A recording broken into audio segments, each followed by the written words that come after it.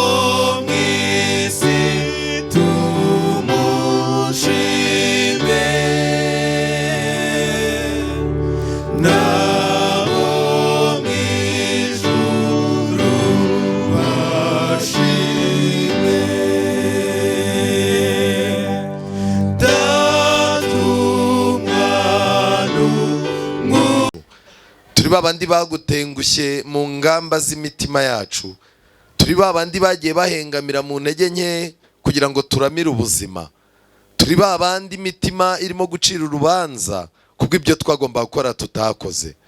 Ariko ibyo byose ntabwo byaduheranye. Wavuze ko uri umubyeyi w'imbabazi, abagushaka bose ukusanze utazamwirukana na hato. Twemerere tube hafi yawe. Reka ibibazo byacu mu miryango yacu ndetse no ku mirimo dukora no mu mpagarike y'ubuzima bwacu bimenywe nawe. Ubuzima bwacu bumeze nk'ubwato burimo guhura n'imiraba, uturinde gusekura ku bitare bitagaragarira amaso yacu. Umwuka wera agira icyo akorera imitima ya buri wese uraha. Uduhe imbaraga z'umubiri n'iz'ibitekerezo kugira ngo gahunda igiye kubera aha ngaha ifashe ubugingo kandi ifashe umubiri n'ibitekerezo. Tubisabye twizeye mu izina rya Yesu, amen. Izina ry'Imana rihabwa icyubahiro. Kandi nanone tunejejwe n'ibyicaro byiza twicayemo. Twahoze tubiganira nk'abayobozi tuvuga duti iri teraniro aya mavuna afite abantu benshi ku buryo byabaye ngombwa yuko tujya gushaka n'izindi ntebe. Ni ukuri niba na ngombwa n'iki kibuga cyose tugikwiremo, ariko twizera tudashidikanya yuko dufite ibihe byiza bitewe n'uyu musore n'uyu mugabo Musoni Flavien Imana yadutumyeho muri aka karere kacu. Rwose izina ry'Imana rishimwe cyane. Turabashimye rero namwe abakomeje kwitabira, kandi tunabasaba kugira ngo dukomeze kurarika. Ni nayo mpamvu kuri aya manywa nagira ngo twakire abashyitsi turi kumwe hano, twabanye nabo, tukibanye nabo, abashyitsi turi kumwe bashyira ibiganza byabo hejuru, abashyitsi bavuye ku yandi matorero batarabo muri iyi ntara ya Gitarama.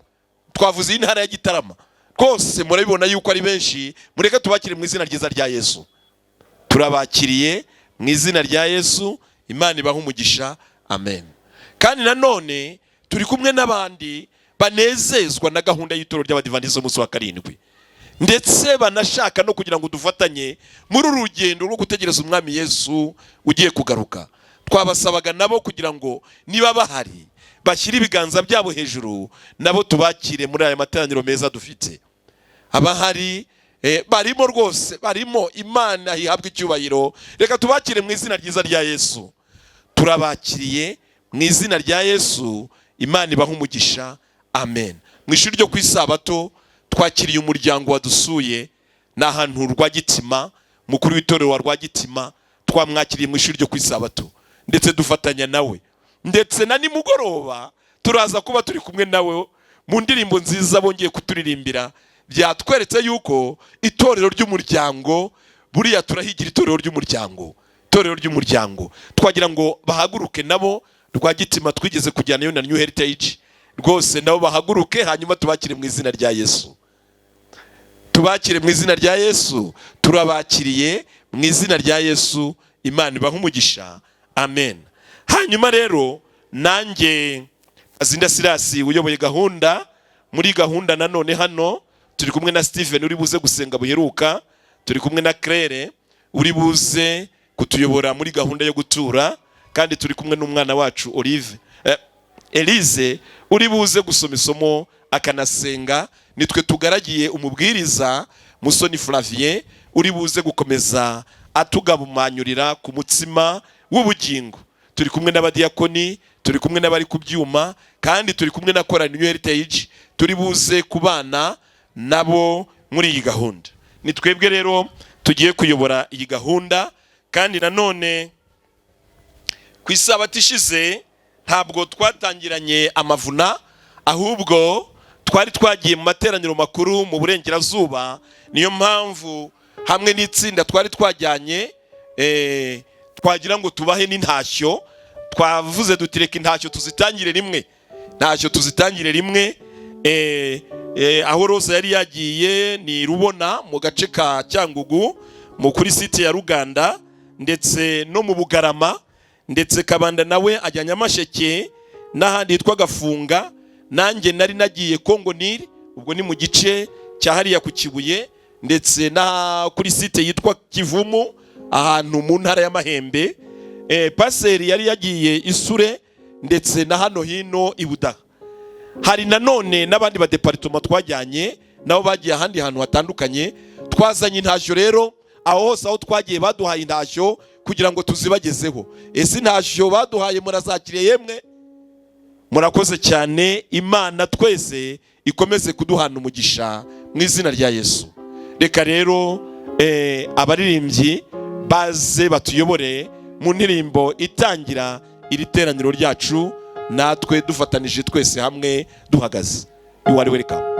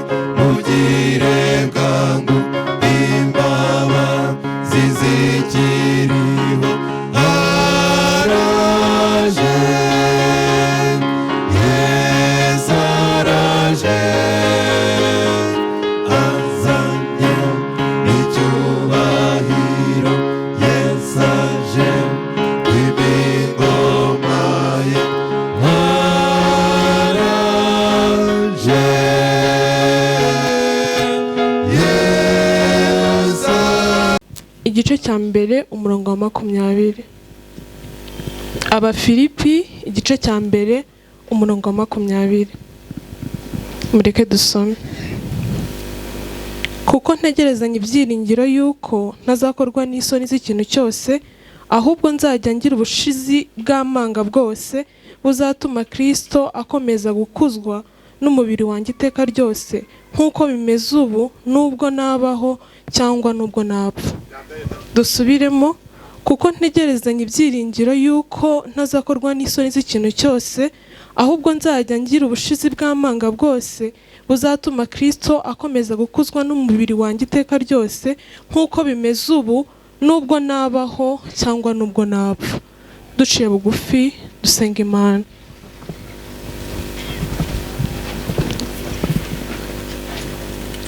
Uwera Data twese, izina ryawe rihabwa icyubahiro. Tuje imbere yawe uko turi ngo duhirwe nawe. Tuzanye ibyacu byose kugira ngo tubabarirwe nawe. Turagusabye cyane ngo uzubane natwe. Kirogoye mwa Satani itsindwe mu izina ryawe. Ahubwo uduhe kugira inzara n'inyota byo kumenya icyo waduteguriye kuri uyu munsi. Utugirire neza. Ye kuba ari twe, ahubwo kugira neza kwawe kugaragare. Nibyo dusabye twizeye mu izina rya Yesu Kristo. Amen.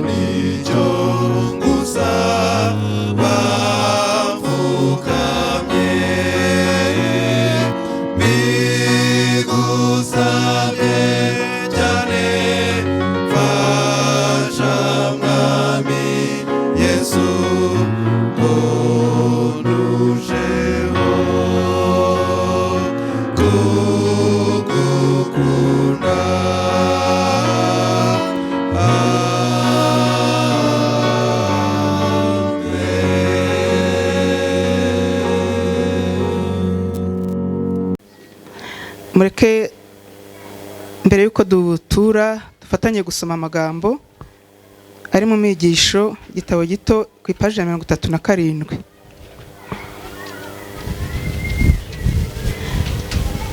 Gahunda yo kugarura icya 10 no gutura amaturo. Ugutungurwa ntashobora gusobanura. Ubabariye umukene abagurije Uwiteka, nawe azamwishyurira ineza ye. Ni amagambo dusanga mu Migani igice cya 19 umurongo wa 17. Umugore w'umucuruzi yabwiraga mugenzi we ibibazo aterwa n'abantu aho ibicuruzwa bye ku mwenda ntibamwishyure.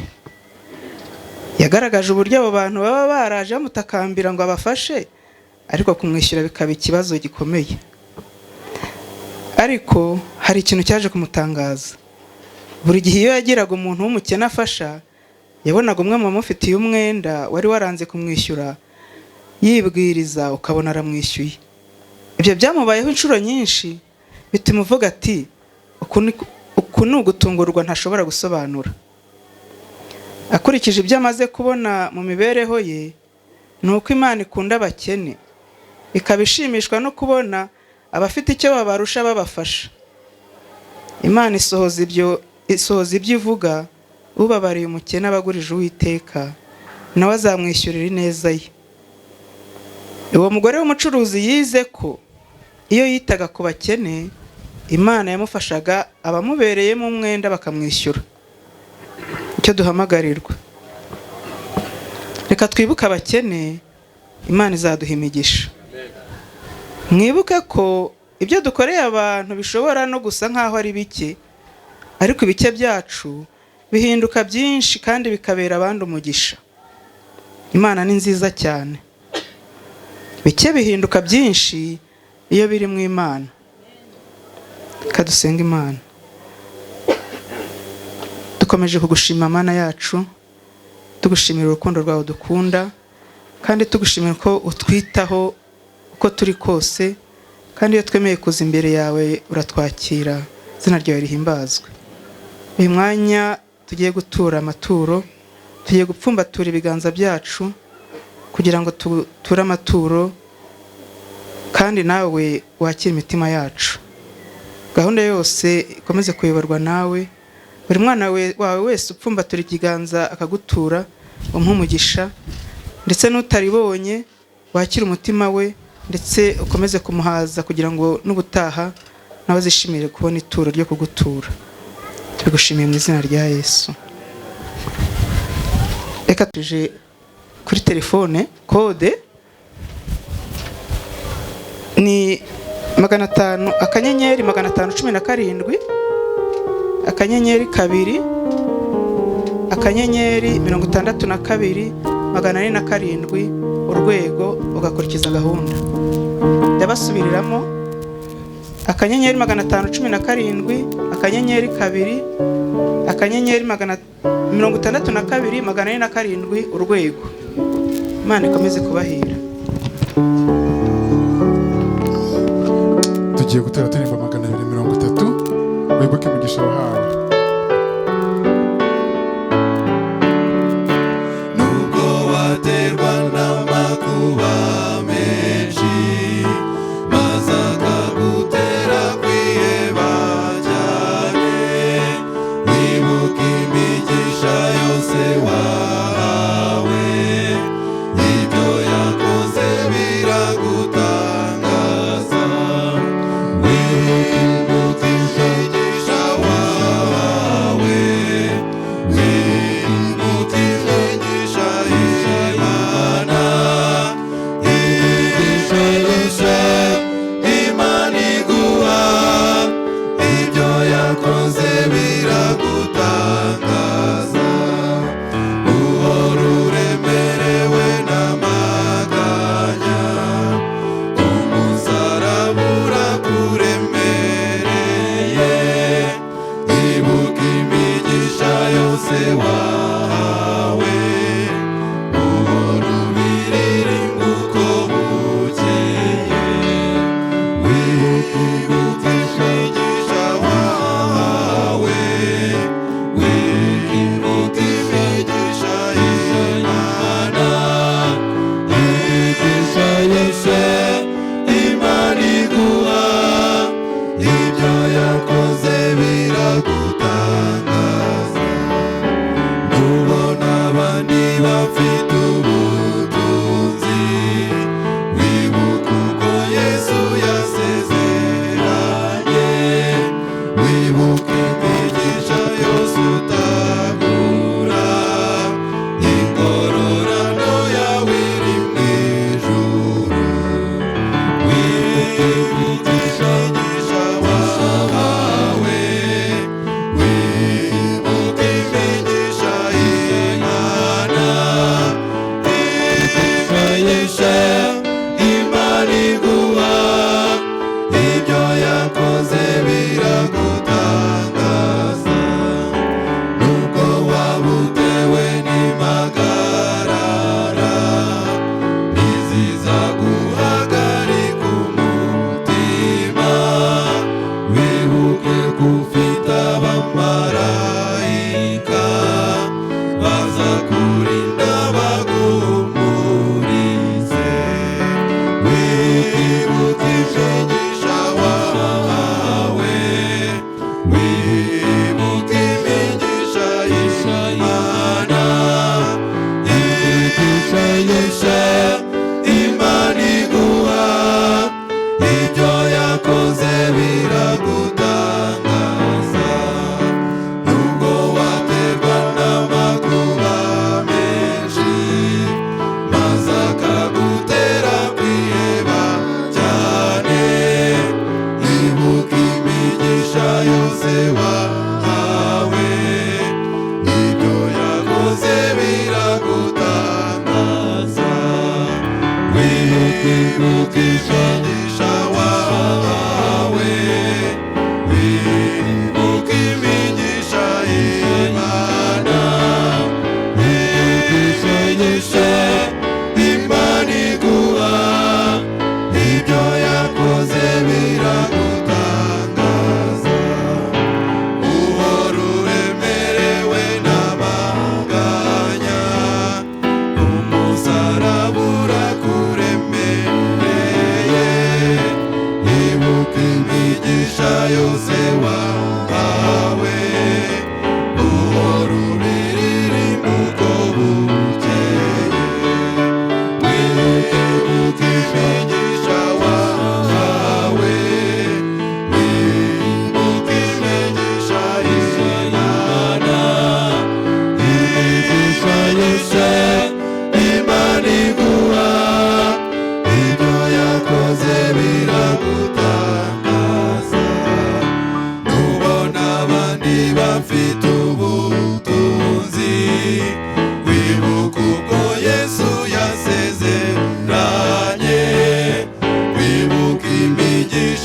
wose utakura, ingororano yawe iri mu ijuru. Wibuke imigisha wahawe, wibuke imigisha Imana, imigisha Imana iguha, ibyo yakoze biragutangaza. Nubwo waba utewe n'impagarara, ntiziza guhagarika umutima.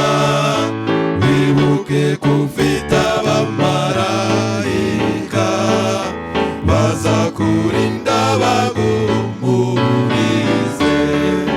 Wibuke imigisha wahawe, wibuke imigisha y'Imana, imigisha Imana iguha, ibyo yakoze biragutangaza. Nubwo waterwa n'amakuba menshi, maze akagutera kwiheba cyane, wibuke imigisha yose wahawe, ibyo yakoze biragutangaza. Wibuke imigisha wahawe, wibuke imigisha y'Imana, imigisha Imana iguha, ibyo yakoze biragutangaza.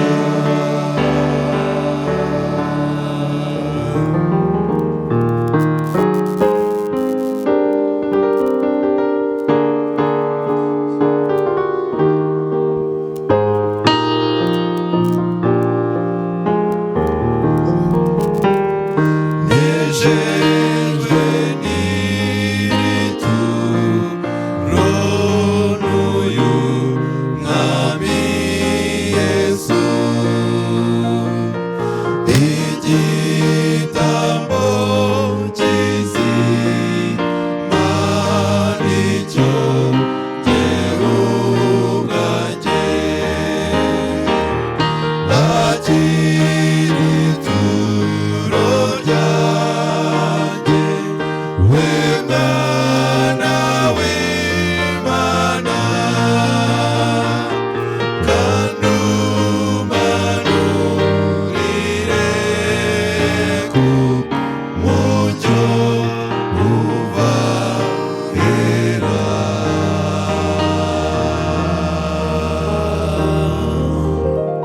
Imana ihere kwitanga kwanyu mu izina rya Yesu.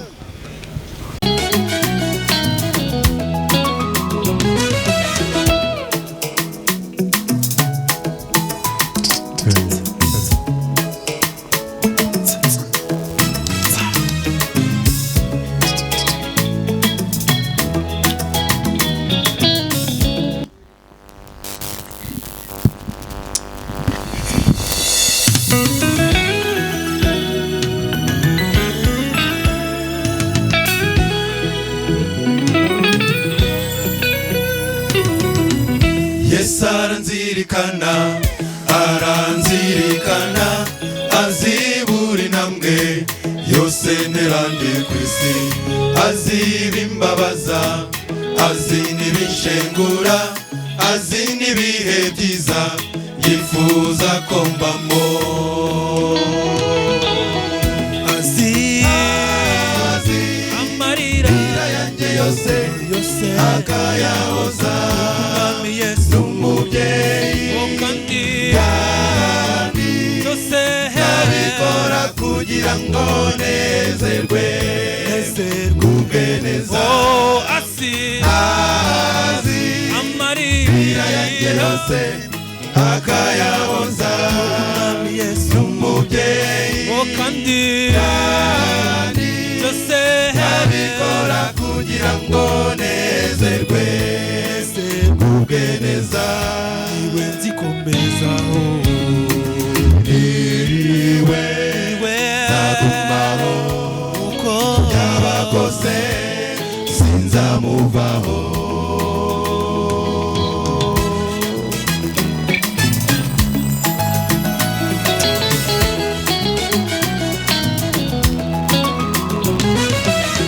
Igihe inzara iteye niwumpa ibyo kurya, igihe amapfa yacanye akamara inyota, igihe izuba rikaze ambera igicucu, igihe umuraba usheze ambera ubwugamo.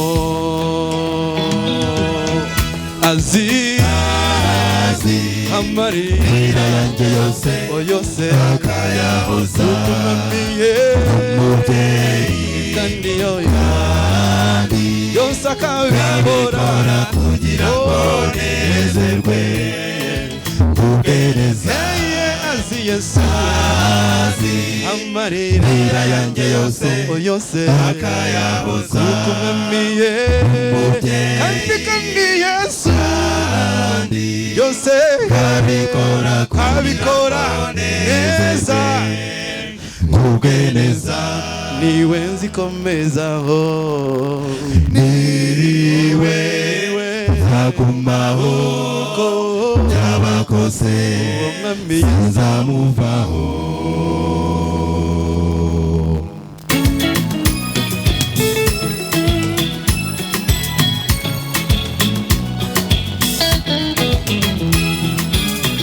byose akabikora kugira ngo nezerwe kubweneza. Niwe nzikomezaho, niwe nzagumaho, kuko byabakose sinzamuvaho.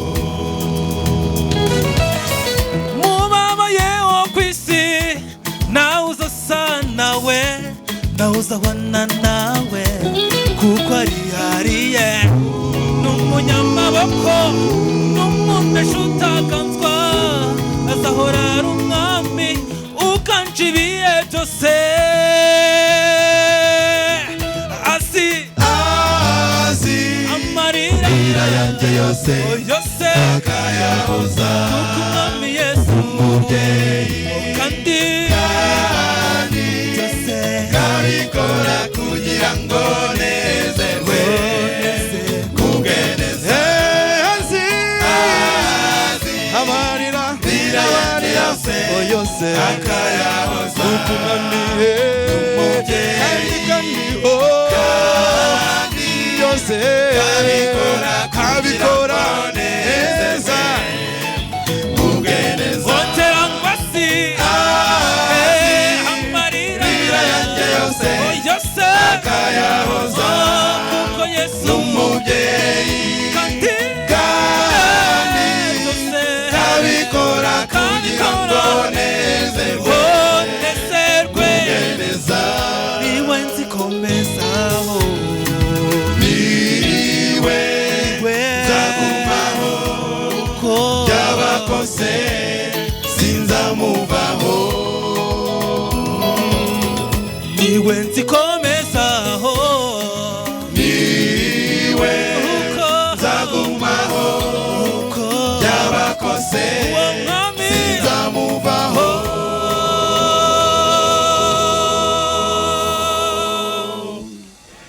haleluya haleluya. Reka nshime Imana yaduhaye ibihe byiza, nshimire buri muntu wese wasengeye ano materaniro, ariko by'umwihariko nshimire umuntu watanze ubutunzi bwe agatanga umwanya we. Nshimire na buri muntu wabonye ko intambara turiho isaba ko tujya ku mavi agapfukama agasabira uyu murimo. Imana ibaha umugisha. Reka kandi nshime buri muntu wese uri mu bantu bazabatizwa ku isabato, urimo kugenda Imana ihindura ubuzima bwe gake gake. Imana iguha umugisha. Ndashimira ababyeyi bari hano tubana buri mugoroba, bazanye abana babo b'urubyiruko ndetse tukabana mu gitondo. Imana ibaha umugisha. Twinjiye mu cyumweru cya kabiri ku materaniro nimugoroba, aho tugiye kwiga ibyigisho bidasanzwe. Nkangurira abantu kuboneka cyane. ndashima nanone by'umwihariko abayobozi b'itorero hano tubana, Imana ibaha umugisha. Iminsi yacu ni mikeya, turimo turayikoresha uko bishoboka, kandi umuntu wese ufite icyo ashaka Imana izamubashisha kukigeraho. Uyu munsi ndagira ngo abafite Bibiliya zanyu muzishyire hafi, tubane mu ijambo ry'Imana. Njyewe nitwa Musoni Flavien, ndi umwizera wo ku Muhima, kandi nakunze uburyo mukunda ijambo ry'Imana. Munyemerere dusenge. Uwiteka Mana nziza, izina ryawe rihabwe icyubahiro. Tugiye kubumbura ibyanditswe byera, ngwino bane natwe. Abana bawe bari aha ngaha barifuza ko rigeraho ryiyandika mu buzima bwabo. Iri jambo barifuza ko barifatiramo imyanzuro yera. Iri jambo barifuza ko ryinjira mu mahitamo yabo, kuko basanzwe bahitamo nabi. Kandi uduha amahirwe yo kujya mu ruhande rwawe, ntitujye mu ruhande ruherereyemo benshi. Tubisabye twizeye mu izina rya Yesu, amen. Tugiye kwigana icyigisho gifite insanganyamatsiko nziza ibaza ngo ese wiyumanganya ute bigakunda? Ese wiyumanganya ute bigakunda? Wakwibaza uti kwiyumanganya ni iki? Kwiyumanganya ni imbaraga iza mu muntu ikamufasha guhisha uko amerewe, ikamufasha kuterekana icyo ashaka, ndetse ikamufasha guhisha uwo ari we.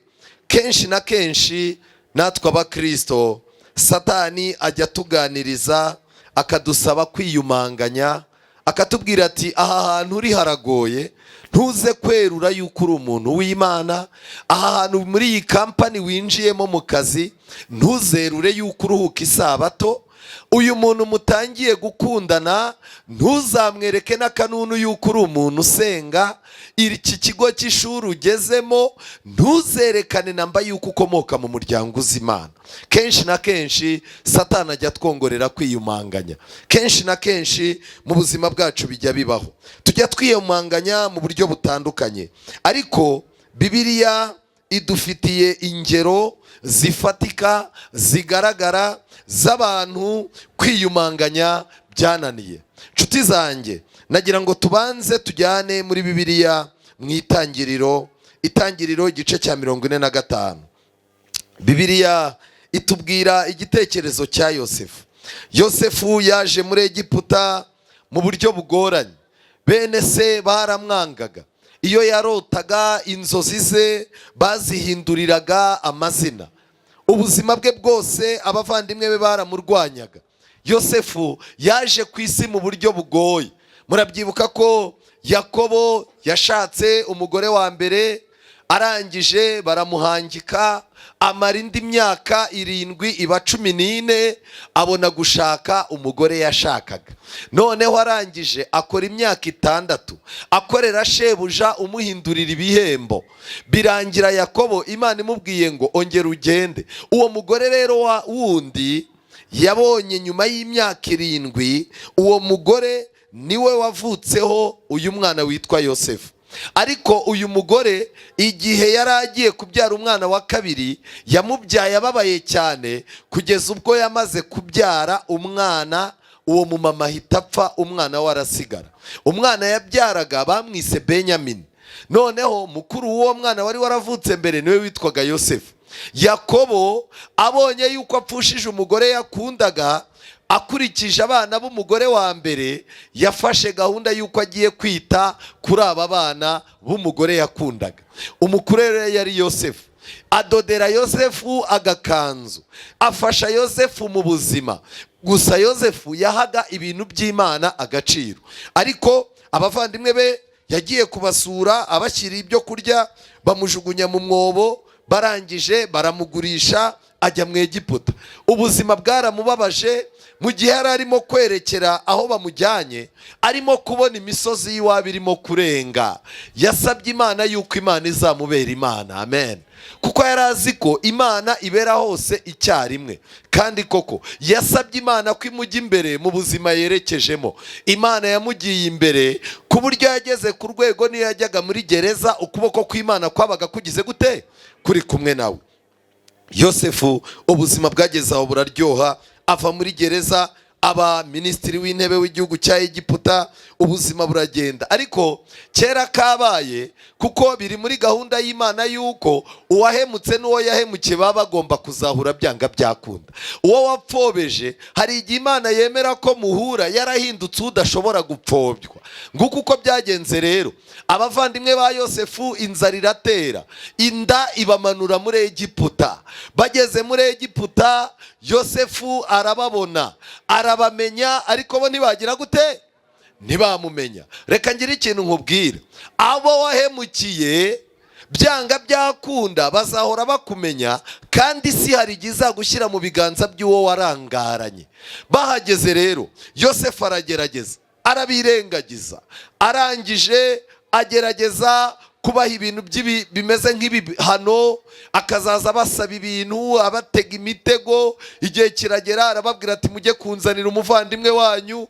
Bati reka, uwo urimo kuvuga yagize gute? Yarapfuye, kandi ari we baganira. Arababwira kujya kuzana umuhererezi, yarakumbuye murumuna we. Baragenda babibwira se. Isi arangije ati reka, uwa mbere inyamaswa yamwishe muri kumwe, munzanira igitambaro nkora ikiriyo ngikoreye ku gitambaro, sinigeze mushyingura. Uyu nguyu we ntago namubaha, nimushake mwicwe n'inzara. Bararahira baramubwira bati twemerere tumujyane, none se urabona tuzabaho gute? Aremera, aramutanga. Ariko arangije arababwira ngo uyu nguyu aramutse agize icyaba, nzamanuka imvi zigera ikuzimu ntaranezerwa. Baramuzana. Igihe Yosefu yabonaga murumuna we bahamuhingukije, yagerageje kwiyumanganya ngo akomeze abirengagize, ariko umutima uranga. Nimureba neza muri Bibiliya zanyu mu gice cya 43 mbere na mbere, yubura amaso abona Benyamini murumuna we mwene nyina, arababaza ati uwo niwe muhererezi wanyu mwambwiraga? Maze aramubwira ati Imana ikugirire neza mwana wanjye. Yosefu yihuta kugenda, kuko umutima we wari ufitiye urukumbuzi mwene nyina, ashaka aho aririra, yinjira mu nzu haruguru ayiriramo, yiyuhagira mu maso, aragaruka agira gute? Ariyumanganya, aravuga ati nimwarura ibyo kurya. Barura ibyo kurya, arangije ariko kwitegereza abavandimwe be. Ibi bintu byarakomeje, akazaza agerageza kwiyoberanya abavuna. Ariko mu gice cya 45 umurongo wa mbere, Yosefu yirondorera bene se. Yosefu ananirwa kwiyumanganya imbere yabo bahagararanye bose, ahubwo avuga cyane ati nimusohora abantu bose bambise. Ntihagira umuntu uhagararana na Yosefu. Yirondorera bene se, atera hejuru ararira. Abanyegiputa barabyumva, abo mu nzu ya Farawo nabo barabyumva. Yosefu abwira bene se ati ndi Yosefu, data aracyariho. Bene se bashaka icyo bamusubiza, kigira gute? Kirabura. Yosefu yakomeje kwitegereza abavandimwe be. Bari abanyamatiku, ari abanyamagambo, bakunda amafaranga, ari abantu bishyira heza, umuvandimwe bakamushyira habi. Yosefu abanza kubatestinga ngo arebe ko bahindutse. Noneho rero yabateze umutego mu mufuko wa Benyamini, ashyiramo igikombe. Barangije abwira ati mugende mugaruke. Bagarutse barabasaka barabafata. Barangije rero baramubwira bati mubyeyi rwose ntabwo twabiguhisha, uyu mwana uwo bavindimwe yarapfuye, data yaraturahiye, twamwemereye yuko rwose nitutamuzana ntaho tuzajya. Kubw'ibyo rero ndasigara mu mwanya we. Yosefu yatangajwe no kubona uwagurishaga umuntu asigaye yemera yuko yasigara mu mwanya we. Ngo Yosefu ijuru ryamweretse ko abavandimwe bahindutse, ryamweretse ko batakiri abagome n'abarakare. Yosefu arangije kwiyumanganya biranga, arataka kugeza ubwo no kwa Farawo bumvise atatse. Arangije aravuga ngo ndi mwene so Yosefu. Icya mbere, ni gute wirengagiza bene wanyu? Ni gute wirengagiza bene wanyu bigakunda? nigute ugira ubuzima bwiza, ukarya neza, ukanywa neza, ukubaka inzu, ukibagirwa so na nyoko, ukibagirwa abavandimwe bawe. Bibiliya muri Yesaya igice cya 58, Yesaya igice cya 58 harimo amagambo akomeye. Igihe bavugaga idini itaryarya ko ari Imana ishima, igice cya 58 umurongo wa 7 haranditswe ngo, kandi ukarekura ugatanga ibyo kurya byawe, ukagaburira abashonji, ukazana abakene bameneshejwe, ukabashyira mu nzu yawe. Wabona abambaye ubusa ukamwambika, wabona uwambaye ubusa ukamwambika. Ntiwirengagize bene wanyu. Wirengagiza bene wanyu, ni gute wiyumanganya bigakunda? Ni gute bene wanyu barwara ukumva ni ibintu bisanzwe?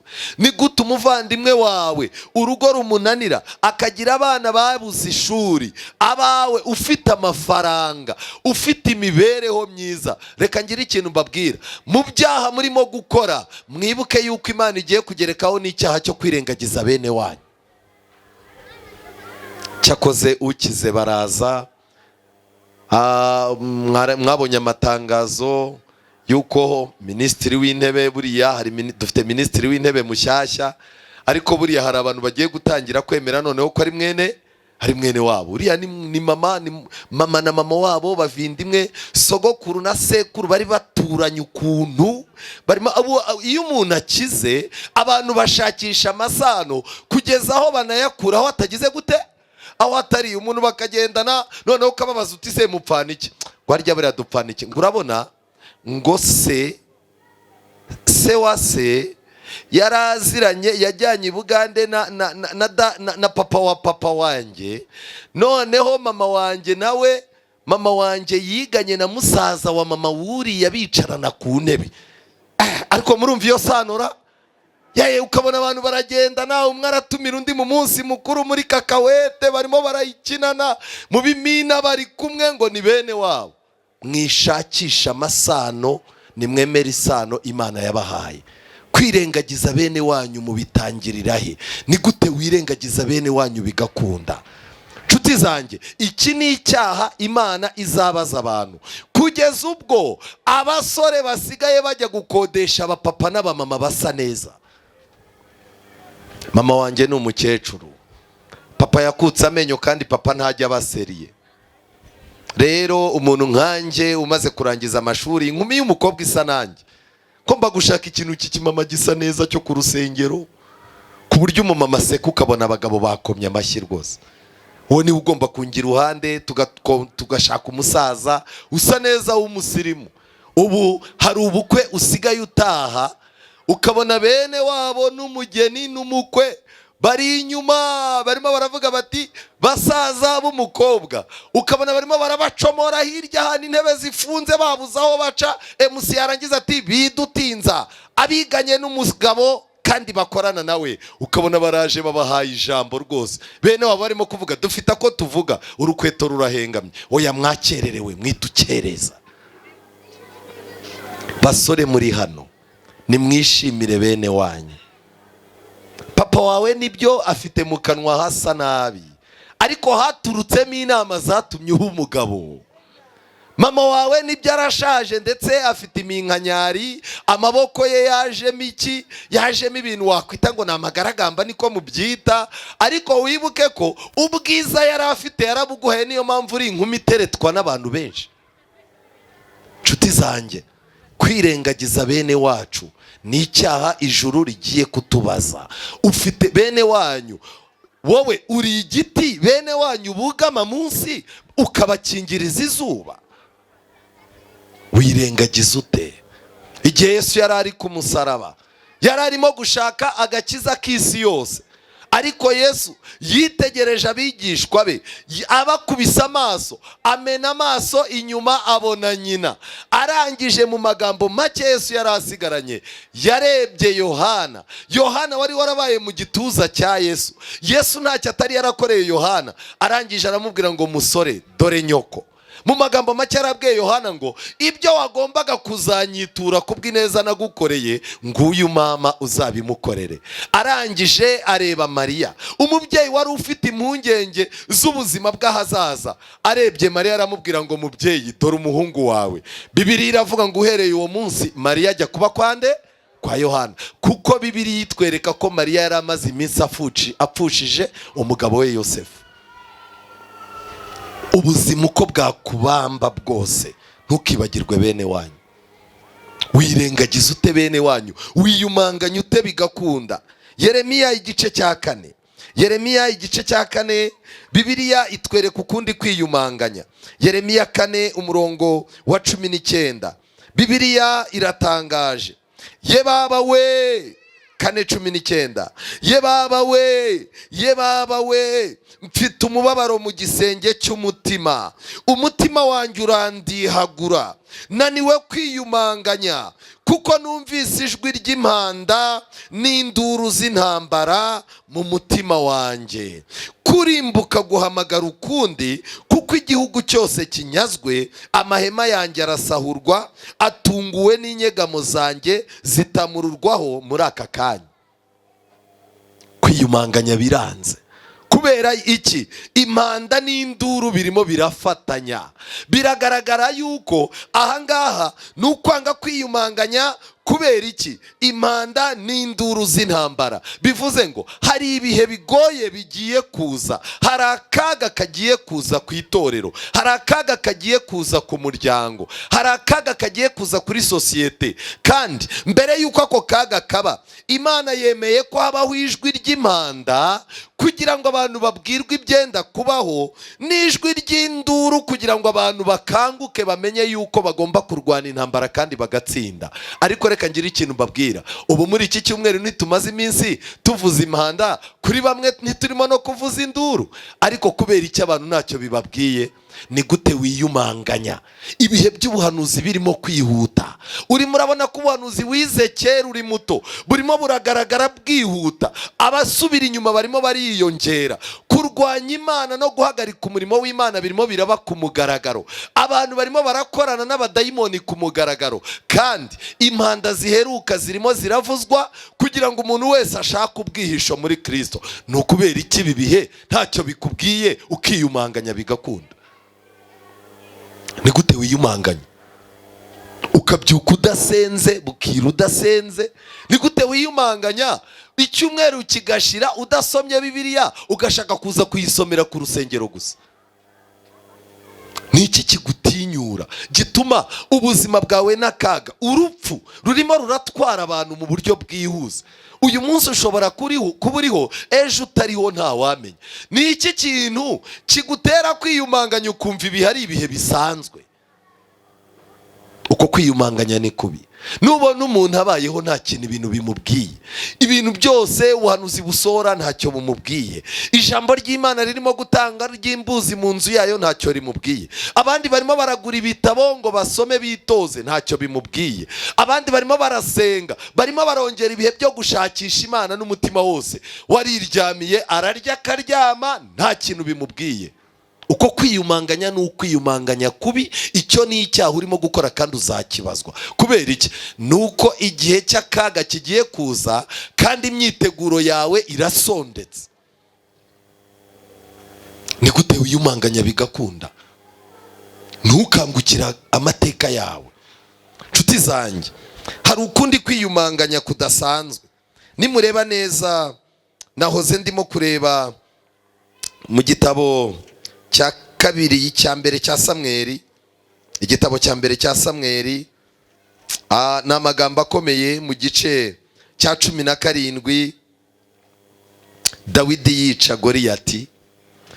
Dawidi yagize gutya agemurira abavandimwe, amaze kugaburira abavandimwe aragenda, ageze aho agomba kubahera ibiryo arabibaha. Amaze kubibaha, Dawidi aranyaruka. Igice cya 17 nuko umurongo wa 20, nuko Dawidi azinduka kare mu gitondo asigira umwungeri intama ze, yenda ibyo bintu aragenda nk'uko Yesayi yamutegetse, arasukira aho bakikije amagare, aho ingabo zahigiraga zigiye kurwana. Nuko Abisirayeli n'Abafilisitiya barema ingamba, urugamba rwerekerana n'urundi.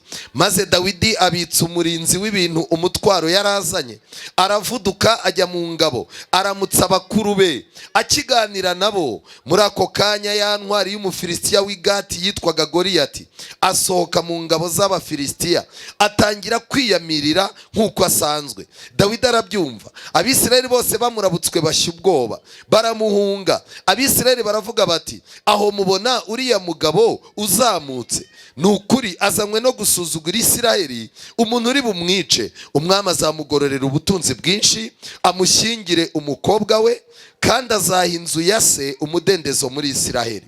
Maze Dawidi avugana n'abantu bamuhagaze iruhande ati, uzica uwo Mufilisitiya agakuraho Isirayeli igitutsi, bazamugorera bate? Mbese uwo Mufilisitiya utakebwe, usuzugura ingabo z'Imana ihoraho, ni muntu ki? Abantu baramusubiza bati, uko niko bazagororera umuntu uzamwica.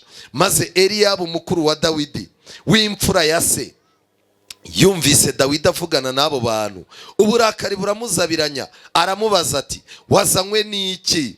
Mbese bwa butama wabusigiye nde mu butayu? Nzi ubwibone bwawe n'agasuzuguro ko mu mutima wawe, kuko wazanywe no kureba intambara. Dawidi aramusubiza ati, mbese ngize nte?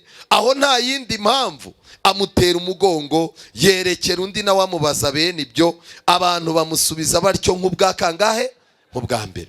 Yaraje asanga Goliyati arimo aratuka Imana, arimo aratuka abasirikare b'Imana. Noneho ahageze asanga bakuru be bamaze kwiyakira, Goliyati araza agatuka bakanuye.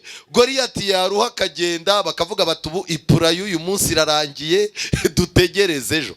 Dawidi ahageze, Goliyati atangira kubatuka. Atangiye kubatuka, Dawidi arebye ku maso abona abantu biyumanganyije, birasa naho nta cyagize gute, nta cyabaye. Arangije arababaza ati, ibi bintu mubyihanganira gute? Ni gute muba mu bintu nk'ibi ngibi mukabona ntacyo bitwaye? Arangije ikintu gikomeye arababaza atari kuriya muntu ninde? Mukuru we aramubwira ati, ndakuzi n'ubwiyemezi bwawe, wowe ibyo ushoboye ni ibintu by'udutama, wataye intama uza mu biki, ndakuzi ubwibone bwawe bwo mu mutima. Dawidi rero nk'umuntu Imana yari irimo gukoreramo mu mutima, yaravuze ati, ariko iryo jambo aho rivuye biragaragaza ko hari ikindi kibazo tugize gute dufitanye. Ariko Dawidi ntiyaguma mu matiku y'iwabo no gupfobya n'abavandimwe be. Arangije ngo atera umugongo uwo nguwo, akebukira uwundi, aramubaza ati, mbwira ibintu bitangaje. Dawidi bamujyanye kwa Sawuli, bamugeje kwa Sawuli, n'ubundi agaragaza ko afite ubwuzu bwo gutsinda.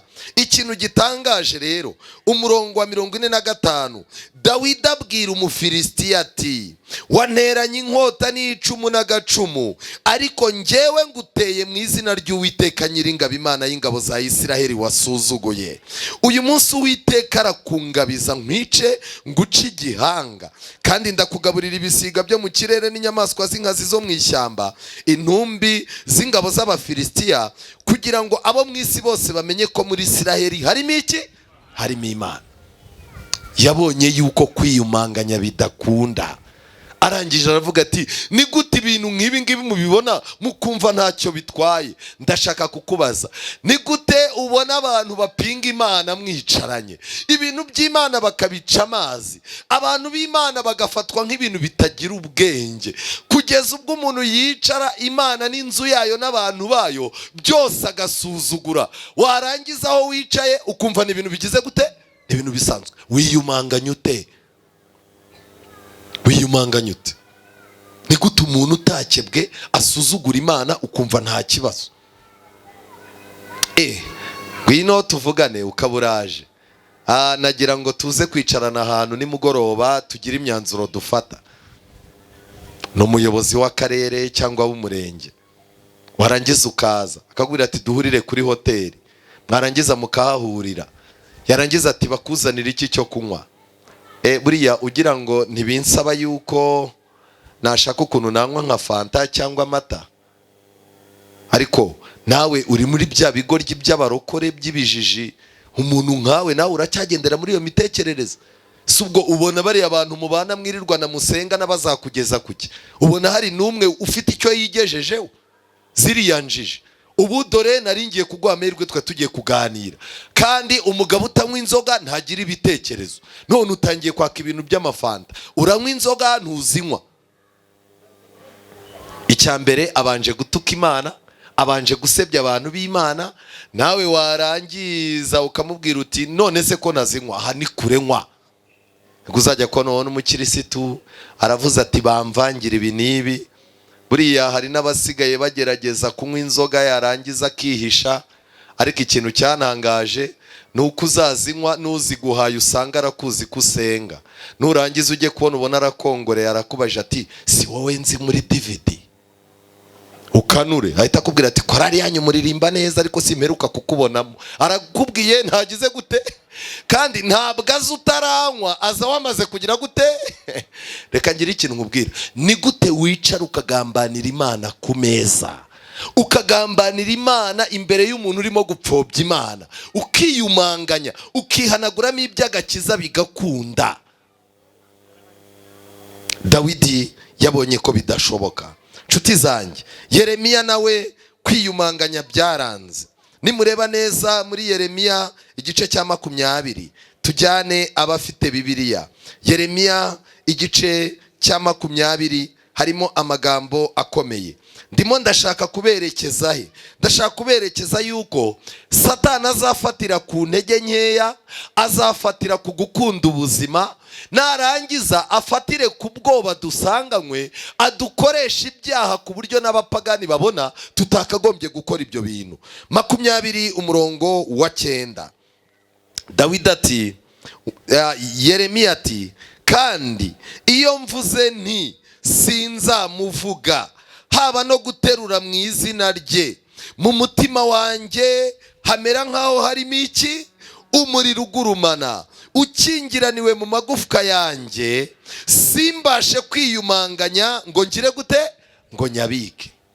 Yeremiya yaravuze ati rwose hari aho njya ngera nkabona kuvuga Imana, kwerura izina ryayo, kwerura ibyo nizera birangoye. Atariko iyo ngerageje gukora ibyo ngibyo, mu mutima wanjye hamera nkaho harimo iki? Harimo umuriro ugurumana ukingiraniwe mu magufwa yanjye. Kubw'ibyo rero simbashe kugira gute? Kwiyumanganya, bikarangira mvuze Imana. Ni gute wiyumanganya korari yawe warayivuyemo ikabiri miraririmba nabi? Munava muri korari, indirimbo yapfa, mu gihe abandi barimo gusengera mu mutima, ukabona hararaseka, hagahita areba umuntu baziranye mbivuga. Abantu barangiza bati rwose indirimbo yanyu yabapfanye ariko byatubabaje. Barangiza bakamubaza bati se byagenze gute? Bazahora babona yuko iyo ntarimo nta kintu bashobora. Ni gute wiyumanganya umurimo w'Imana ukazamba ureba? Ni gute wiyumanganya ibintu by'Imana, amafaranga akabura mu nzu y'Imana yo gukora ibintu? Ni gute wiyumanganya mu gihe umuntu arimo kwerekana ko abizera bose nta muntu muzima ukibaho? Ni gute wiyumanganya aho wagombaga guhamiriza Imana, mu kazi aho ukorera, aho wirirwa, famiye ubamo, aho washatse? Ni gute wemera kugurira abantu inzoga kandi utazinywa, ubizi ko ari mbi, ukiyumanganya bigakunda? Nicyo kibazo. Ese muri wowe nta muriro ujya uzamo? Iyo wacecetse wahishe kugaragaza uwo uriwe, ufite umuriro waka muri wowe ukumva ubuza amahoro. Niba uwo muriro utajya uwumva, rero ntabwo uri umuntu w'Imana. Umuntu w'Imana aba afite umuriro muri we. Iyo urugo rw'abandi rurimo gusenyuka, umugabo n'umugore basenga, ukabona birimo biranga, ntabwo ujunjama, ujya ku mavi ukashaka abantu b'abajyanama beza bazabegera, ukabegera ukababaza uti murapfa iki? Buri wese mukamukurikirana ukwe, ukazananezezwa no kubona urwo rugo rwongera rwasubiranye. Ugira umuriro muri wowe utuma abandi wumva babayeho nabi, wakagombye kuba hari ikintu wakora. Bibiliya igaragaza yuko uzi gukora neza ntabikore bimubera iki? Icyaha. Yeremiya ibi bintu yarabivuze kandi biratangaje. Nehemiya igice cya 1. Nehemiya yari umukozi w'ibwami. yari ashinzwe ibigendanye n'ibyo kurya.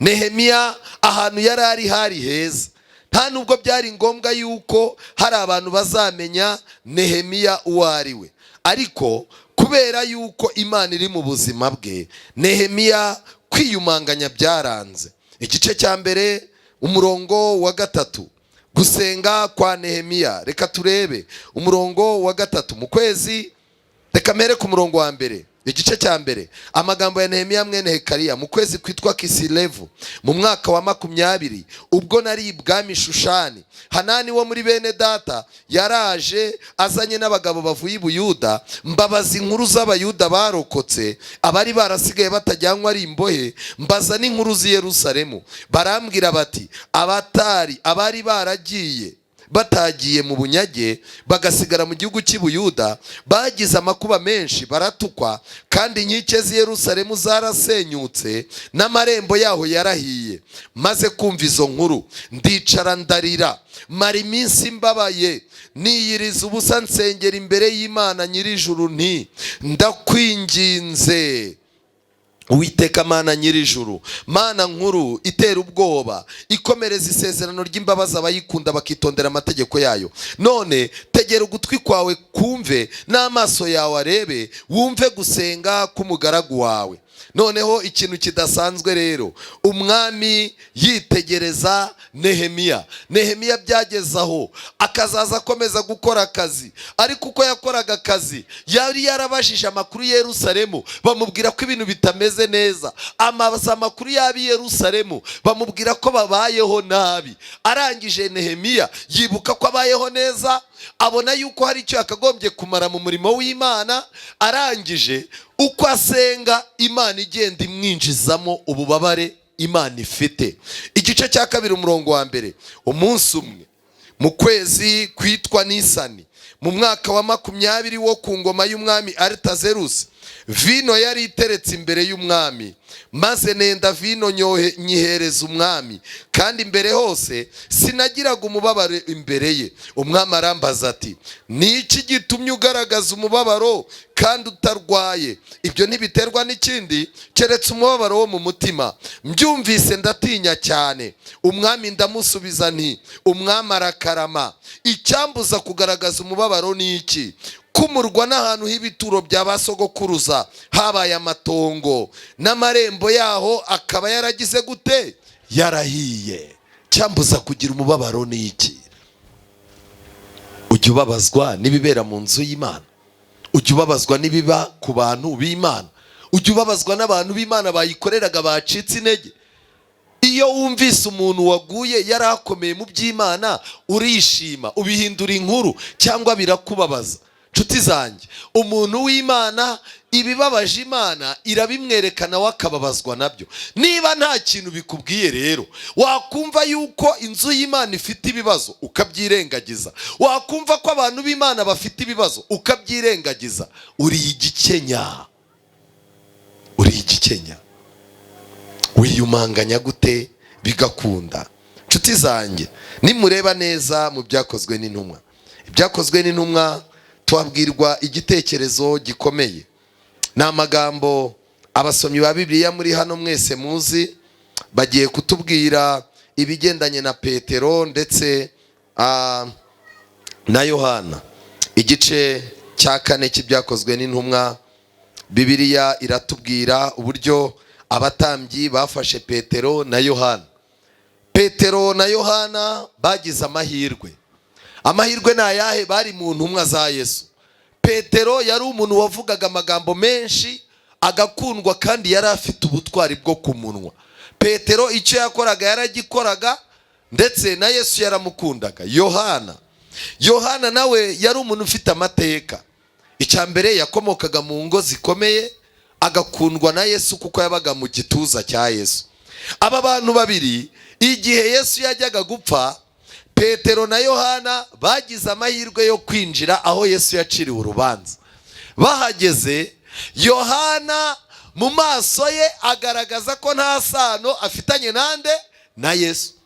yarahageze bamuha ikaze, baravuga bati uyu ni umwana wacu, mumwemerere yinjire.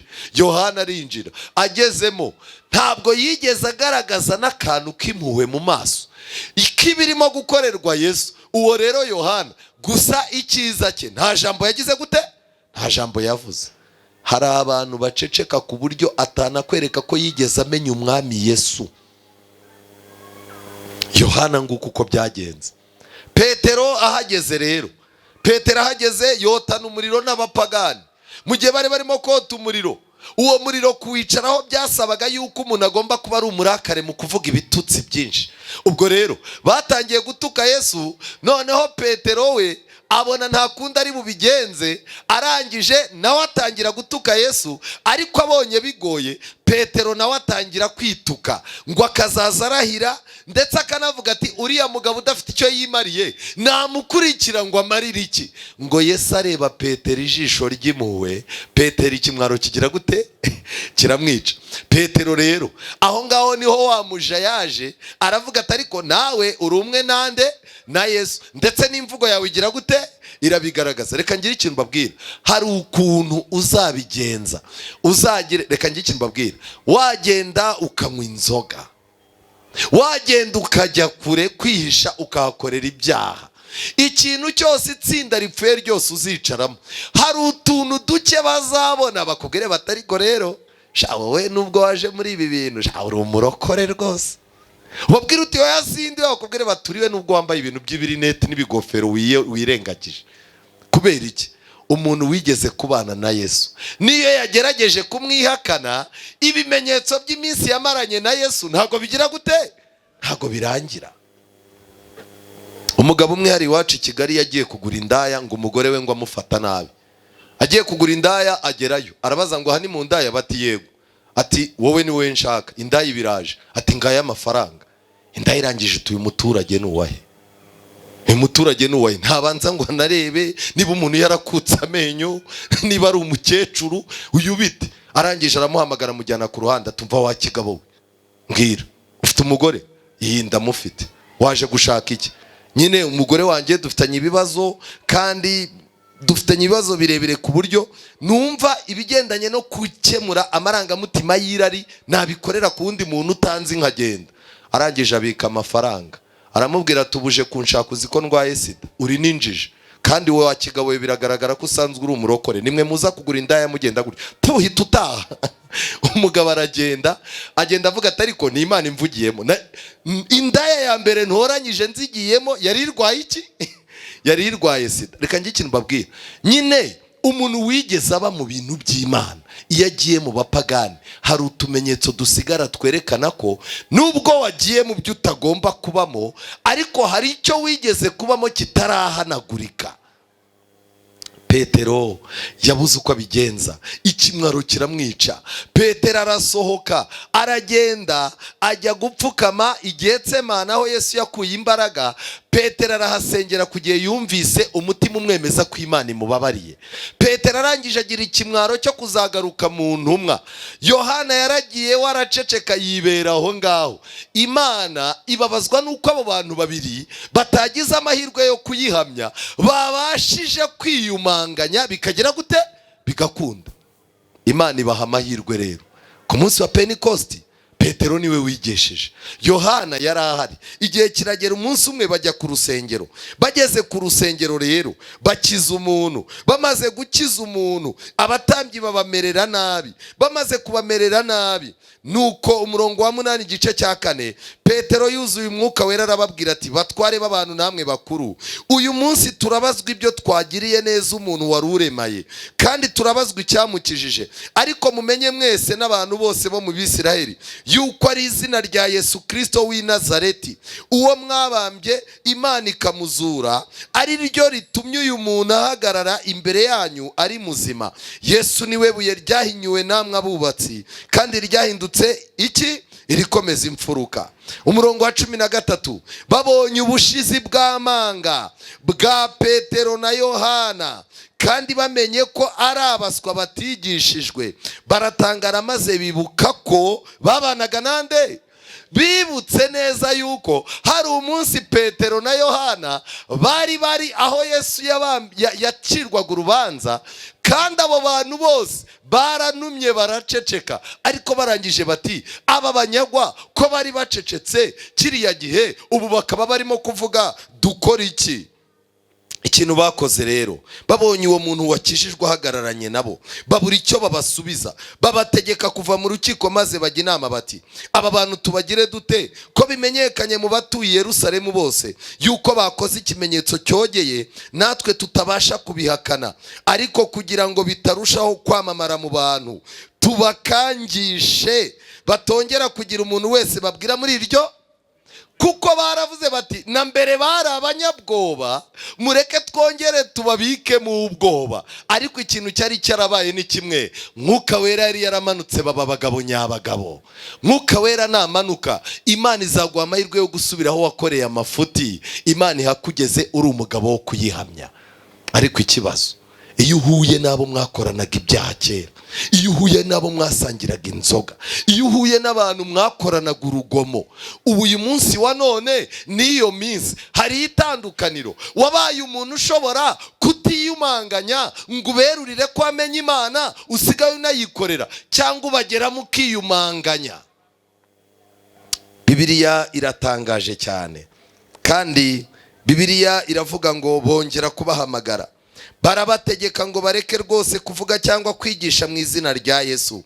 Petero na Yohana barabasubiza bati niba ari byiza imbere y'Imana kubumvira kuruta Imana, nimuhitemo, kuko tutabasha kugira gutabafite Bibiliya, kuko tutabasha kwiyumanganya ngo tureke kuvuga ibyo twabonye kandi twagize gute, twumvise.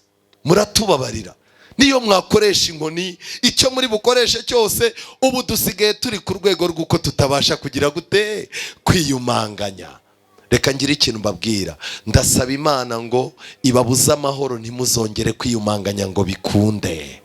Mwuka Wera niba yinjiye muri wowe, wikwiyumanganya, erekana uwo uriwe, wikwihakana Imana. Saba Imana iguhagarikire, saba Imana igukoreshe. Hari amagambo nahoze ndimo kureba hano mu igitabo cyitwa Inama Zigirwa Itorero, aho akagingo bavugaga ngo kwemera ko turi abakristo cyangwa kumwihakana. Ni paje 109, haranditswe ngo mu mubano tugirana n'abandi, mu miryango cyangwa aho twashyirwa hose muri ubu bugingo, nubwo bwaba bushize cyangwa burambye, hari uburyo bwinshi dushobora kwemera umwami wacu cyangwa tukamwihakana. Tubasha kumwihakana mu magambo yacu, tukamwihakanisha kuvuga abandi ibibi. Iyo urimo kuvuga umuntu, uhagararanye n'umuntu murimo kuvuga undi nabi, ni ikimenyetso cy'uko wihakanye Imana. Uri umuhakanamana, ariko nubwo uri umudive, nubwo uri umugaturika, nubwo uri umurokore, uri umuhakanamana. Kuko umuntu uzi Imana ntabwo afata umwanya ngo avuge undi nabi. Ibiganiro by'ubupfapfa, iyo turi mu biganiro by'ubupfapfa, umuntu akazamura ikiganiro cy'ubupfapfa, wowe ntukivugemo ariko ukagerageza guseka, kiba ari ikimenyetso cy'uko nawe winjiye mu kiganiro. Ibiganiro by'ubupfapfa, gusetsa no gushyenga, amashyengo. Umuntu arimo araganira n'undi, ukumva arimo aravuga ngo ariko shanga nubwo ndi mubi, ngo we rwose Imana yakuremye ibikoresho byayishiranye, ubwo ngo araganiriye. Icyo kintu Imana izagikurikirana, ntizagikurikirana? Izagikurikirana. Nshuti zanjye, ibintu by'amashyengo mugomba kumenya ko ibitabo byo mu ijuru birabumbuye. Nta mwanya w'imisingo tugifite, nta mwanya wo gutera imbozi. Amagambo yacu, Bibiliya muri Maraki iravuga ngo abubaga Uwiteka bajyaga kuganira, Imana ikabwira abamarayika iti abantu babiri badasanzwe bagiye guhura baganire, bumbura ibitabo. Marayika akabumbura ibitabo by'abubahaga Uwiteka bakita ku izina rye. Marayika yajya kumva mutangiye inkuru, murimo muravuga urukweto rwa mama kanaka, murimo muravuga isaha yaziye, ijipo yari yambaye. Marayika agashaka mu bintu byavuzwe ikintu kizima cyo kwandikwa, agahinda kakamwica. tuba twihakanye Imana. Iki gitabo kiravuga ngo amagambo y'amahomvu cyangwa amagambo mabi cyangwa kubeshya, tuba twihakana Imana. Igihe tuvuga ibinyuranye n'ukuri, tuba twihakanye Imana. Mu magambo tuvuga tubasha kwatura yuko Kristo turimo, tubasha kumwihakanisha imico n'ingeso zacu tubikoresheje gukunda kugubwa neza. Abantu bakunda kugubwa neza badashaka kuvunika mu buzima, usanga aribo bavunisha abandi. Urugero, umudamu afite umugabo waravunika pe. Umudamu nawe ntashobora kwicara ngo ace hano ashaka utundi tuntu nawe yakora kugira ngo yorohereze umugabo kuvunika. Reka ngire ikintu mbabwira, igihe cyose umuntu ashaka kurya iby'ubusa, yaba ari umusore ukiri mu rugo iwabo n'umukobwa, yaba ari umugore ushaka kurya imitsi y'umugabo we, yaba n'umugabo wagize amahirwe ashaka umugore ufite iwabo bakize, wirirwa yitera pudera ashaka ko iwabo w'umugore bazana amafaranga, ubwo ni ububwa mu nyuguti nkuru, ariko ni no kwihakana Imana. Abantu bashaka kubaho mu buzima bworoshye, kandi Bibiliya iravuga ngo nkiri mu isi mfashe igihe muki mu ntambara. Kubaho ni intambara. Iyo rero kubaho wabigize gutembera kaba kabaye. Hari abagore ubona ukabona ntago baje gushaka, ntibaje kubaka, baje gutembera. Njyewe singiye kukubeshya, umugabo aramutse atanyambitse neza, ntangaburire neza, ntanjyana aho nshaka nama amafaranga, ntangira ibyo nshaka byose, tunagita abanshaka si benshi, nubaka akanya muri telefone singaba 6 si message, ntago nabura aho njya we. Uyu mugore yaje gushaka, yaje mu butembere yaje mu butembere. Iyo umuntu ashaka kubaho aguwe neza atavunika no guhunga imirimo n'imitwaro yo muri ubu bugingo, umuntu aba yihakana Imana. Umuntu iyo ahunga imitwaro ikwiye kwikorerwa n'abandi, niba tutayikoreye kandi tubikoresheje gukunda umunezero w'icyaha, dushobora kandi kwihakanisha Kristo, kwibona mu myambaro. Kwibona muki? Mu myambaro. Buriya nubona wambaye umwenda ukabona urimo uratambuka iteraniro ryose rikurebeye rimwe, uzabimenye yuko uri ku kazi ka Satani. Kuko imyenda yacu igomba kuba ari imyenda itubakiye ku kuba abantu bari butwitegereze bakadutindaho.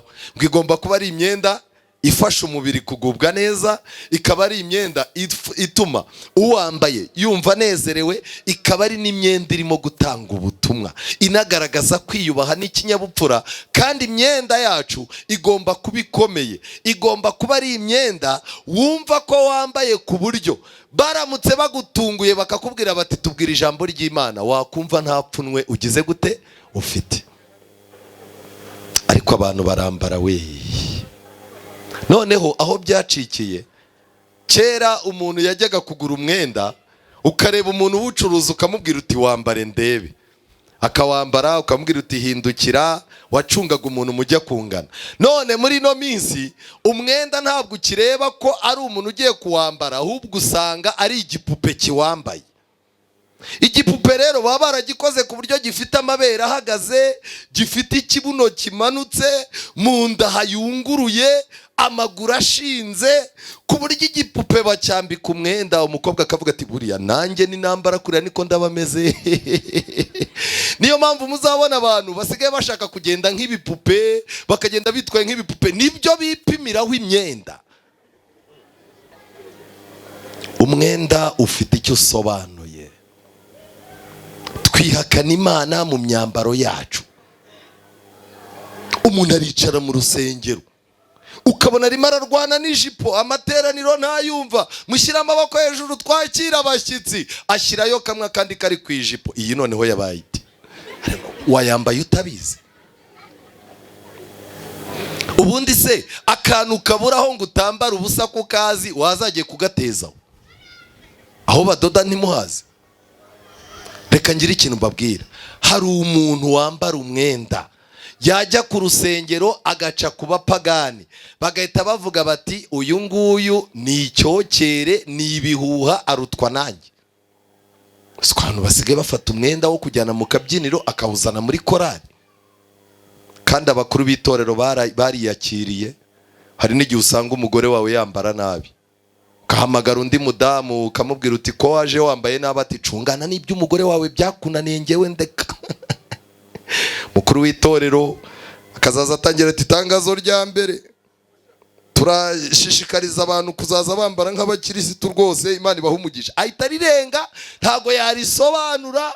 Abageni ubushize murabizi mu bukwe mwari mwambaye nabi, ariko ntago ari ngombwa ko tubitindaho amasaha yagiye. Abitindeho bamubwire bati umugore wawe niwe wambara nabi ku rusengero. Imyenda ifite ikivuze. Uko tugenda twigira imbere, Satani azongorera abadivanisi gushaka kwambara uko bagize gute, ko bashatse. Ni iki kigutera kwiyumanganya? Ni gute wiyumanganya umuntu w'inshuti yawe akambara nabi, ukabibona ko yambaye ubusa, akakubaza ati urabona bimeze gute? Waberewe. Ni gute wiyumanganya? Kuno ukabona umubyeyi w'umumama yiyambariye ipantaro imufashe, afite inda nziza kuko yabyaye abana, yabyariye igihugu n'itorero, yakagombye kubahirwa uko ateye. Kuno ukabona yacometse ipantaro ikibuno gicamo amatsinda 3, kandi ubwo ameze neza cyane. Mugomba guhuruka mubwira uti waberewe rwose, komerezaho. Umumama yatambuka yakwireba mu ndorerwamo, umugabo akabura hareba, ati papa kana kubutambwira, ariko ati wagira ngo wasaze. Kangere ikintu mbabwira, kwihakana Kristo ni ibintu byinshi.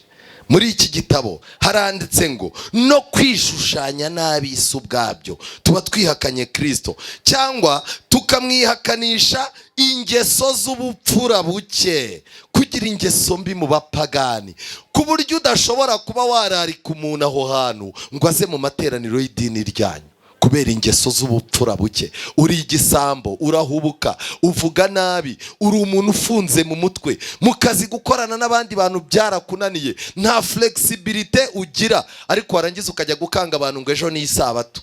Ujye ubireka ntukanabivuge, kuko mu minsi isanzwe uba wadusebeje. Ntabwo kwibutsa abantu ko ari isabato bizagira icyo bimara. Imico y'ubupfura buke, kutabaseriye, nabyo ni gahunda yo guhakana Imana. Dushobora kumwihakanisha gukunda imigambi yacu no gushaka kugira inarijye no kwitsindishiriza. Gukunda imigambi yawe ku buryo imigambi yawe igutwara umwanya w'Imana, imigambi yawe ikagutwara umwanya w'idini, imigambi yawe ikagutwara umwanya wo kwita kuri sosiyete. Uba wihakana Imana. Nshuti zanjye, hano haranditse ngo dushobora kandi kumwihakanisha kwemerera ibitekerezo byacu kwibanda ku rukumbuzi ruturuka kubo dukunda no kubyo twita ibidukomereye n'ibigeragezo. Nta muntu ubasha kwemera Kristo by'ukuri imbere y'ab'isi keretse ubwenge n'umutima bya Kristo bigize gute, bimubayemo. Ntibishoboka ko dutanga icyo tudafite. Ibiganiro n'ingeso bikwiriye kuba iby'ukuri, bikagaragaza ubuntu n'ukuri biri mu muntu.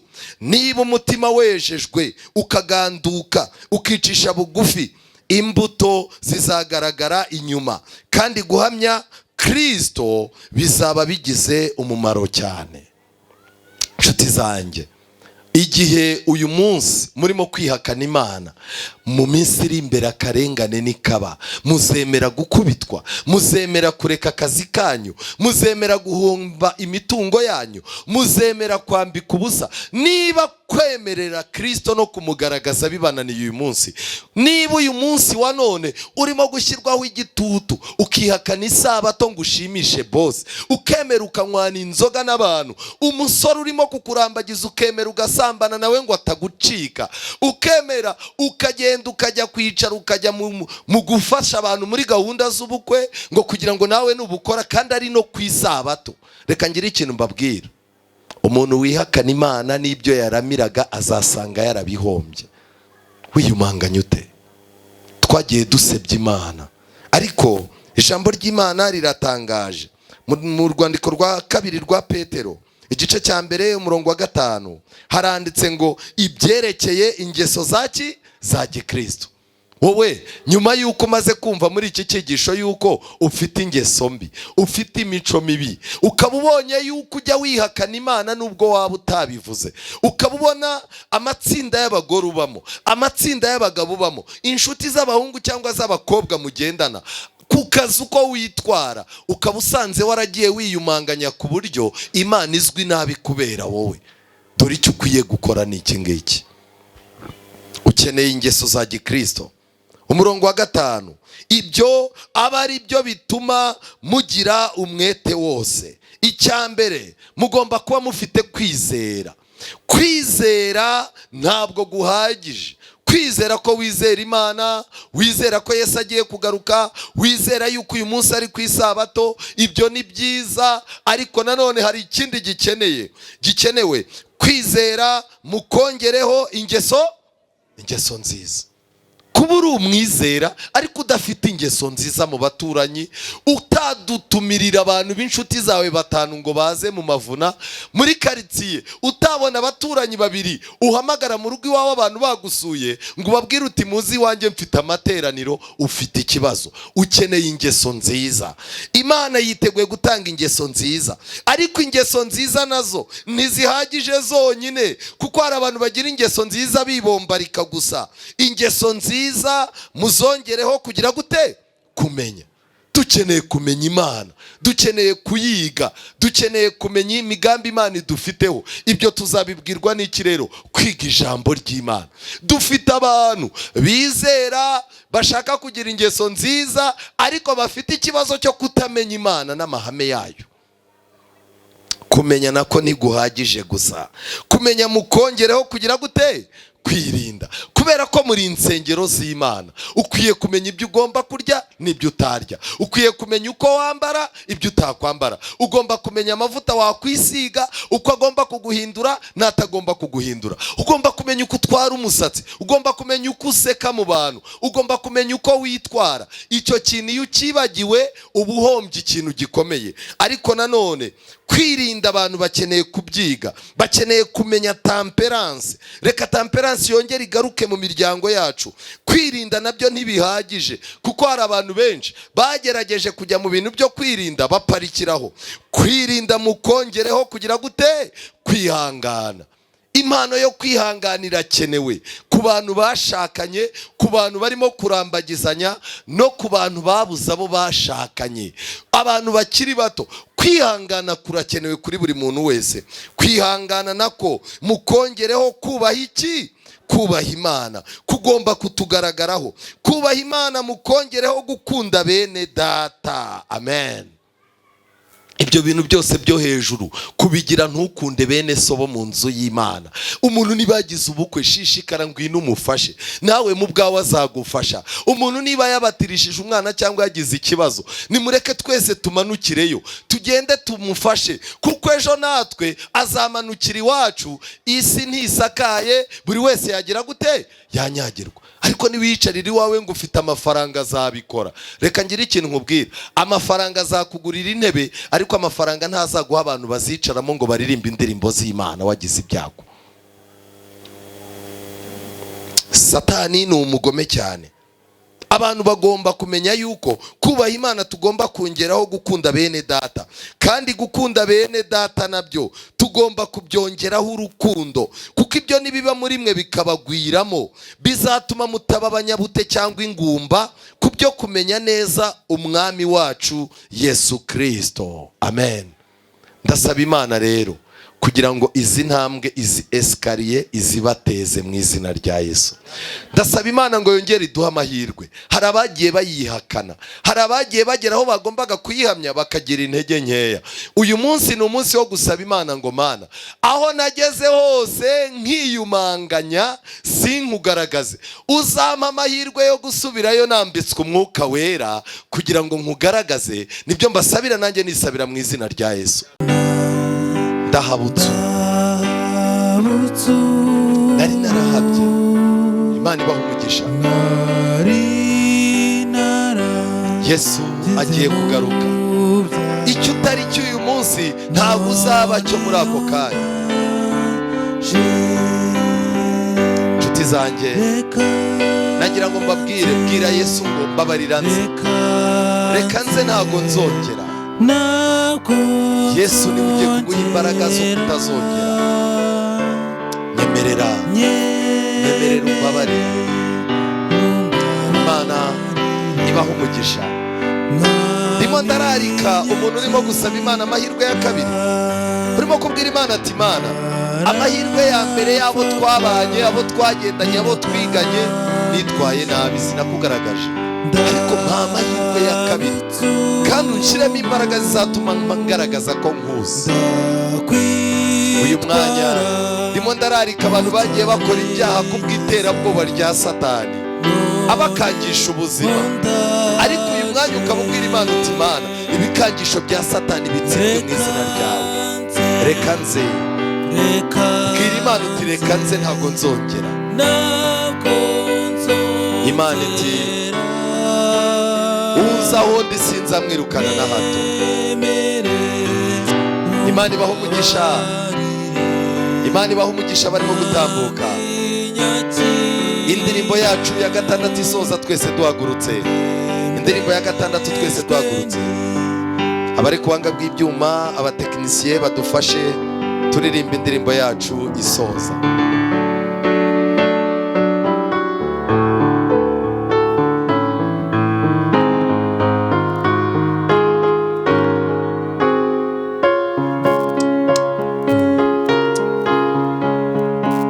Araje, Yesu araje.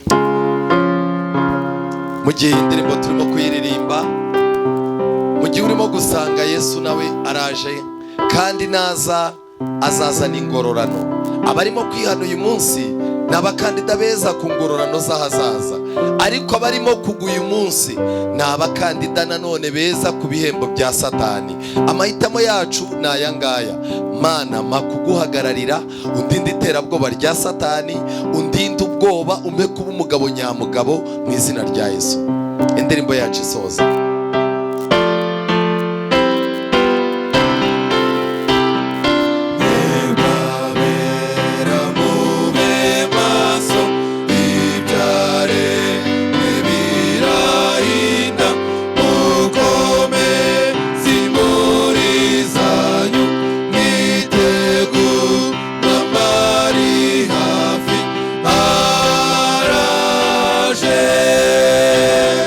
Yeah.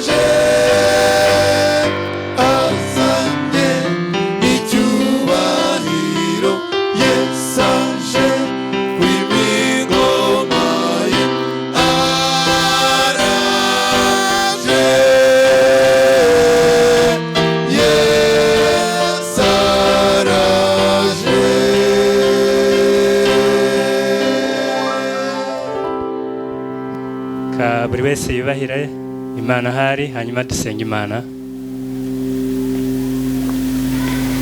Data wa twese uri mu ijuru ryera, Mana yacu mubyeyi ukiranuka mu byo dukorera byose, tugushimiye yuko waturemye mu ishusho yawe, kabone nubwo umwanzi yaje agasibanganya ishusho yawe muri twebwe, umwana w'umuntu ari we Kristo yaramanutse aza kudupfira ku musaraba kugira ngo yongere agarure ishusho y'Imana muri twebwe, izina rye rihabwe icyubahiro.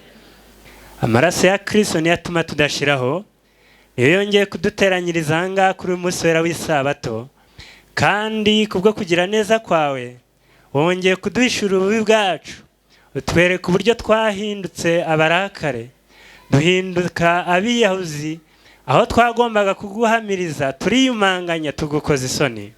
None mwana yacu, ubwo utweretse ububi bwacu, duciye bugufi mu mitima yacu, turihannye, utwakire kwihana kwacu. Ndagusaba nkwinginga kugira ngo uhereye umunsi dufate icyemezo gikwiriye, tukwegurira imibereho yacu. Uwiteka, ndagusaba nkwinginga kugira ngo uhire umugabo wese uri muri aya materaniro.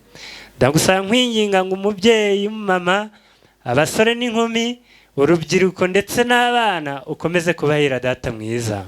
Kandi ikiruta byose nkwingingiye abiyemeje ndetse bagafata icyemezo cyo kukwegura imibereho yabo, bakaba bihamije kuza imbere, bakire Nyagasani. Tuzi neza yuko umwana w'ikirara igihe yisubiragamo agafata icyemezo cyo gusubira kwa se, yamwakiranye urukundo, yahise amwambura ikanzu y'ubushwambagara amwambika umwambaro wera, bityo ijuru niko ryishimye ku bw'abantu biyeguriye Imana. Duhe gufatanya nawe kugira ngo tukwiyegurire, tegure kugaruka kwawe, tuzishimire kugusanganira. Tugushimiye ku bw'amateraniro, watugaburiye ibihuje n'ubukene bwacu, nk'uko Mariya kwakira akaguhamya hirya no hino. Wa mugore wo kwiriba igihe yamaraga kwakira ntabwo yiyumanganyije, yagiye kukwereza hirya no hino. Natwe uyu munsi uko dufashe icyemezo, uduhe kuko Yesu azagaruka,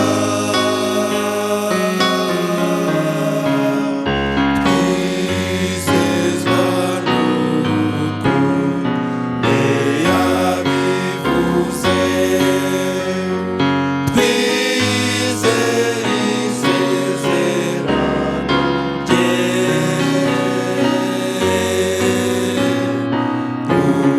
Amaboko yo mu isi azarangurura ati Haleluya, Yesu Kristo n'Umwami w'abami.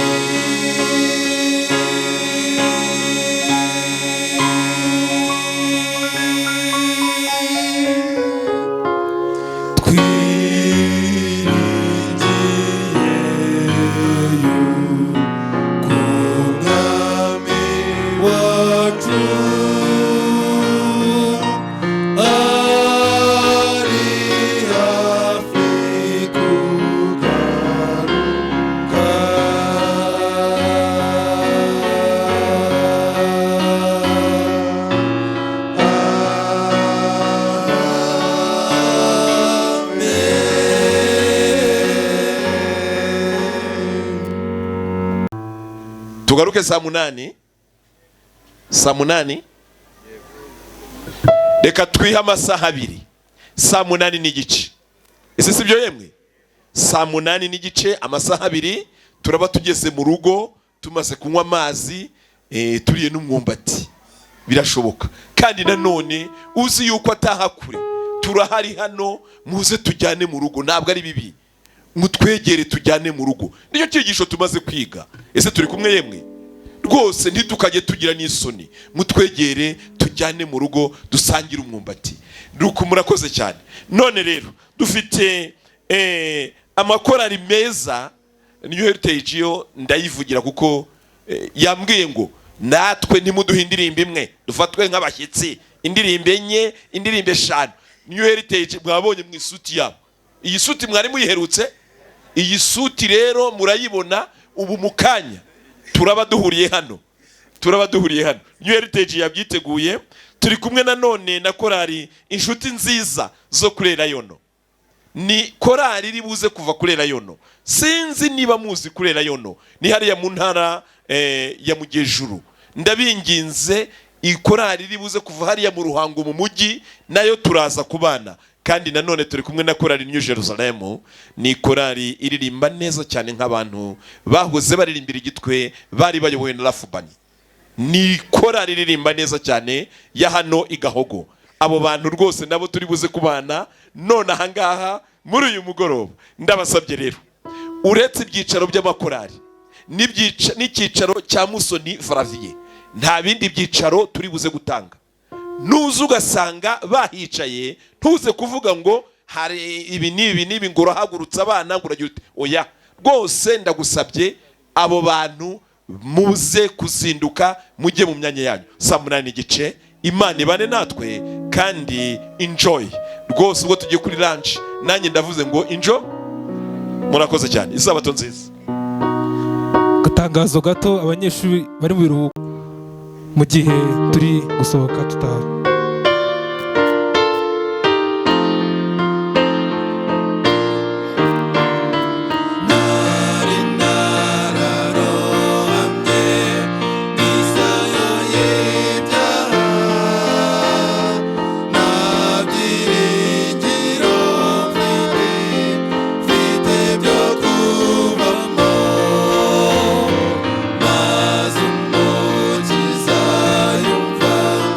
Good